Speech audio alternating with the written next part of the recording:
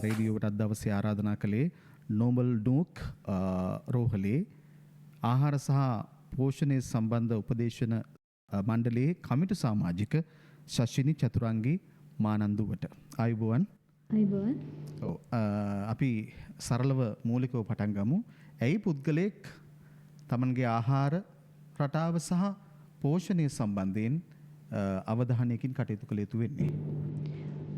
අපි ඇත්තටම කතා කරොත් සාමාන්‍ය ජනතාව විදිහට අපි අපේ එදිනෙදා වැඩ කටයුතු සඳහා අනිවාර්යයෙන් අපිට ශක්තිය අවශ්‍ය වෙනවා. ශක්තිය අපිට අපේ ශරීරයට ලැබෙන්නේ අපි ලබා ගන්න ආහාරවලින්. එතකොට මේ ආහාර එක එක විදිහේ වර්ග ගොඩක් තියෙනවා. එතකොට අපි සාමාන්‍ය ජනතාව විදිහට අපේ සමාජයේ සෞඛ්‍ය සම්පන්නව ඉදිරියට ගෙනියන්න නම් හැම පුද්ගලයෙක්ටම වගේ සාමාන්‍ය දැනුවත්භාවයක් මේ ආහාර පිළිබඳව තියෙන්න ඕන කියන දේ මත තමයි අපි මේ ආහාර ගැන යම්කිසි දැනුවත්භාවයක් මේ වැඩසටහනෙන් ලබා දෙන්න උත්සාහ කරන්නේ. ඒකෙදි අපි හැම කෙනෙක්ටම පුළුවන් තමන්ගේ ආහාර වේල් ගැන අවබෝධයකින් තමන්ගේ ශරීරයට තමන්ට අවශ්‍ය පරිදි තමන්ගේ රෝගාබාධවලට අනුකූලව ඒ අවශ්‍ය කරන ආහාර සපයා ගන්න. එතකොට